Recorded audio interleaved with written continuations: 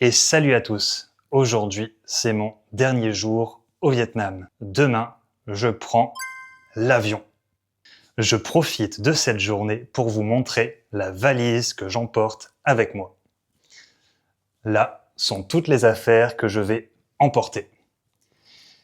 Et j'utilise cette valise. C'est la valise que j'utilise depuis que j'ai quitté la France en mai 2023 pour aller en Asie du Sud-Est. C'est une valise très pratique parce qu'elle est petite et je peux la prendre avec moi dans l'avion. C'est une valise cabine. Je n'ai pas besoin de payer pour mettre la valise dans la soute à chaque fois que je prends l'avion pour aller dans un autre pays. Et lorsque tu voyages beaucoup, c'est beaucoup d'économie. Donc, je voyage léger. Et ce n'est pas le seul avantage d'avoir une valise cabine pour voyager. Avoir une valise cabine te permet de changer d'endroit très facilement. Lorsque je veux changer d'Airbnb ou d'hôtel, j'ai juste à ranger mes quelques affaires dans la valise et je mets la valise sur le dos pour aller au nouvel hôtel. C'est très pratique. Maintenant, je ne voyage qu'avec des valises cabines. Une valise que tu peux mettre sur le dos lorsque tu prends l'avion. Cette valise a un premier compartiment à l'avant. J'ouvre la fermeture éclair et je peux ranger des affaires à l'avant. Et il y a également le compartiment principal qui, lui, est très profond. Il a une grande profondeur. Tu peux emporter beaucoup de vêtements avec toi. Tu peux séparer le compartiment avec un filet. Le compartiment peut être séparé avec un filet. Et lorsque je voyage, j'ai également toujours avec moi un sac à dos. Lorsque je prends l'avion, je mets le sac à dos dans la valise. Je mets le sac à dos dans le compartiment avant pour pouvoir monter dans l'avion avec un seul bagage. Sur le lit se trouvent toutes les affaires que j'emporte avec moi lorsque je voyage. Je mets toutes ces affaires dans la valise et je voyage de pays en pays. Je vais te montrer toutes les affaires en détail. Ça, c'est ma pile de t-shirts. C'est les t-shirts que j'emporte avec moi. J'aime porter des t-shirts Uniqlo parce qu'ils sont sobres. Sobres, cela veut dire qu'ils sont simples. Ils sont d'une seule couleur et il n'y a pas de marque affichée sur le t-shirt. Et ils passent partout. Celui-là, c'est un t-shirt que j'ai reçu lorsque j'ai fait de la plongée en Indonésie. Je l'utilise en général pour dormir. J'ai acheté ce t-shirt en France avant de partir en Asie du Sud-Est. C'est un t-shirt de très bonne qualité parce qu'il est fait en mérinos. C'est une matière spéciale qui te permet, dans les pays chauds, de ne pas transpirer. Le t-shirt est aéré. Dans ma valise, je transporte également 3 shorts. 1, 2 et 3. Ces 2 shorts sont les mêmes. J'ai d'abord acheté celui-là, mais comme tu peux le remarquer, il a perdu de la couleur. Je l'ai trop lavé. Peut-être que j'ai mis un peu trop de détergent lorsque je le lavais. Donc j'ai décidé d'acheter un deuxième short de la même couleur et un autre short Uniqlo de couleur bleu marine. Ces shorts sont sobres. C'est ce que j'aime. Un maillot que j'ai acheté dans un centre commercial à Bangkok, en Thaïlande. Un short que j'utilise en général pour le sport, que j'ai acheté en France juste avant de partir pour l'Asie. Je ne le mets plus trop parce qu'il est décoloré. Je pense que pour ce short aussi, j'ai mis trop de détergent lorsque je le lavais. Une petite serviette en microfibre. Elle est très pratique lorsque tu voyages parce qu'elle est très fine, ne prend pas de place et ne pèse quasiment rien. Elle est très utile si tu vas à la plage. Un pantalon, et je ne l'utilise quasiment jamais parce qu'en Asie, il fait très chaud. Un polo que j'ai acheté en France, mais que je ne mets quasiment jamais en Asie du Sud-Est. Ça, c'est une veste coupe-vent. Elle coupe le vent. Elle te protège lorsqu'il y a du vent.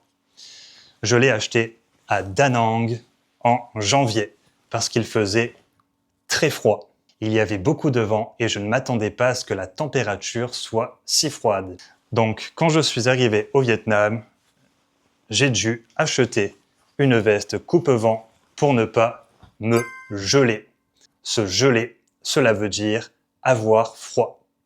Là, c'est une pochette où je range tous mes boxers et mes chaussettes. J'ouvre la fermeture éclair et là, il y a mes boxers et mes chaussettes. Pour travailler et également éditer ces vidéos, j'utilise un MacBook. Avant de voyager, je n'étais pas du tout un pro Apple, mais je dois avouer que ce MacBook, c'est une tuerie. Une tuerie, cela veut dire que c'est super bien. C'est un langage familier. C'est très fin et pas très lourd comparé à d'autres ordinateurs portables. Le MacBook est très puissant. Ce MacBook me permet d'éditer toutes les vidéos que tu vois très facilement. J'ai également une souris et un tapis de souris. Je dois avouer que je n'utilise quasiment jamais cette souris. C'est un achat inutile. J'aurais préféré ne pas l'acheter. Là, c'est ma pochette pour mon ordinateur portable, pour mon MacBook. Je range le MacBook à l'intérieur de la pochette pour le protéger des rayures et des chocs. Cette partie est épaisse et très douce. La pochette protège le MacBook si je le fais tomber. Ça, c'est un adaptateur pour les prises, parce que certains pays n'ont pas le même standard de prise qu'en France. Par exemple, en Indonésie, j'ai besoin d'utiliser cet adaptateur. Je peux sélectionner celle que je veux.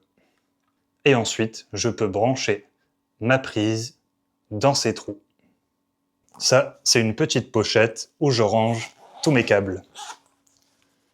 Tous mes câbles sont rangés à l'intérieur. Cela me permet de ne pas les perdre et de ne pas emmêler les câbles. Dans cette pochette se trouvent toutes mes affaires de toilette. C'est un peu ma trousse de toilette. C'est la pochette de mon ancienne tondeuse. À l'intérieur, je range ma brosse à dents, un tube de dentifrice, du déodorant, la tondeuse que j'utilise pour me raser la barbe, la moustache et les cheveux. C'est une tondeuse que j'ai achetée en Indonésie lorsque ma précédente tondeuse a cassé. Et ce qui est incroyable, c'est que la précédente tondeuse que j'avais achetée en France m'avait coûté bien plus cher et était de moins bonne qualité. C'était une tondeuse en plastique qui s'est cassée très facilement. Celle-là, je l'ai achetée sur un site en ligne lorsque j'étais en Indonésie. Le site s'appelle Lazada. Je l'ai achetée pour environ 6 €. Et c'est une tondeuse de vraiment bonne qualité. Elle est faite en métal, elle est un peu lourde, mais c'est gage de qualité. Cela veut dire qu'elle est un peu lourde, mais elle est vraiment solide. Et elle a une batterie incroyable. Je la charge une fois et je peux l'utiliser pendant 1 mois, voire 2 mois. C'est incroyable. Alors que ma précédente tondeuse de moins bonne qualité et que j'avais achetée bien plus cher avait une autonomie très basse. Cela veut dire que lorsque je l'utilisais, elle se déchargeait très vite.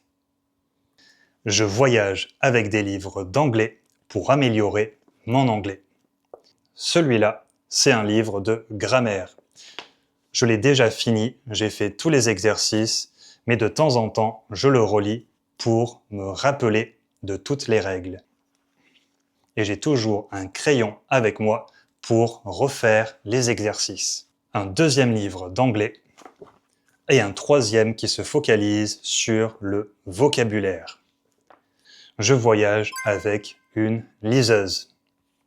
C'est pratique parce que tu n'as pas besoin de transporter tous tes livres avec toi. Je peux avoir des centaines de livres sur cette petite machine. C'est très pratique. Et si tu apprends une langue étrangère, il y a également un dictionnaire intégré. Par exemple, lorsque je lis des livres en anglais, s'il y a du vocabulaire que je ne comprends pas, j'ai juste à cliquer sur le mot et la traduction apparaît. Je lis des romans, mais également des mangas et des BD. Cette liseuse est grande. Je peux lire des pages de manga et de BD sans me faire mal aux yeux. Donc une liseuse, c'est très pratique lorsque tu voyages. Si tu te demandes pourquoi je ne lis pas les livres d'anglais sur la liseuse, c'est parce que je veux faire les exercices. Et faire des exercices sur une liseuse, ce n'est vraiment pas pratique. Avec une liseuse, ce serait bien plus compliqué. Je préfère faire l'exercice et regarder directement à la fin si ma réponse est juste. Et bien évidemment, mon passeport européen. À chaque fois que j'entre et que je sors d'un pays, je reçois un tampon sur le passeport. Je garde le passeport dans mon sac à dos pour être sûr de l'avoir à portée de main. À portée de main, cela veut dire que tu peux l'attraper facilement dans n'importe quelle situation si tu en as besoin. Ça, c'est un pèse-bagages portable. Tu l'utilises pour peser ta valise. Tu accroches ce que tu veux peser sur ce crochet et le pèse-bagages affichera le poids sur cet écran. Parce que à chaque fois que tu prends l'avion, tu as un poids limite à ne pas dépasser. Donc, avant de prendre l'avion, je vérifie que le poids est bon. Parfois, c'est un peu plus que la normale, donc j'essaye de mettre le maximum de choses lourdes dans mes poches ou sur moi. Par exemple, la tondeuse ou même parfois les livres d'anglais. Ça, c'est un petit jeu sud-coréen. Peut-être que tu reconnais les symboles. C'est un jeu qui est joué dans la série Squid Game. Je voulais tester, donc j'en ai acheté un sur Lazada. Ce n'est vraiment pas un jeu facile. J'ai également des sandales très légères que je peux mettre dans le sac à dos. C'est indispensable lorsque tu es en Asie du Sud-Est. Et lorsque je prends l'avion, je mets mes chaussures aux pieds pour gagner de la place. Lorsque je range mes affaires dans la valise, cela me fait penser à des poupées russes. Je mets mon ordinateur dans la pochette. Ensuite, je mets la pochette dans mon sac à dos. Puis, je mets mon sac à dos dans ma valise, dans le compartiment avant de la valise. Je mets les objets les uns dans les autres. Je les encastre les uns dans les autres. C'est pour cela que cela me fait penser à des poupées russes. Il est temps de ranger toutes mes affaires dans la valise.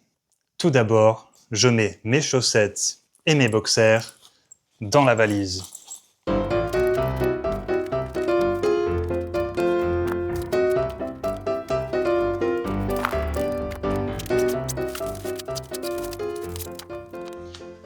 Je serre les sangles. Ça, c'est une sangle. Je serre les sangles pour que tout soit compacté. Je compacte le sac. Je tire sur les sangles. Et voilà le travail. Le sac est plein à craquer. C'est une expression. Plein à craquer, cela veut dire qu'il est plein au point de presque exploser. Et c'est comme cela que je voyage en Asie du Sud-Est depuis 2 ans et demi. Plus qu'à mettre le sac sur le dos. Et je suis prêt pour aller à l'aéroport.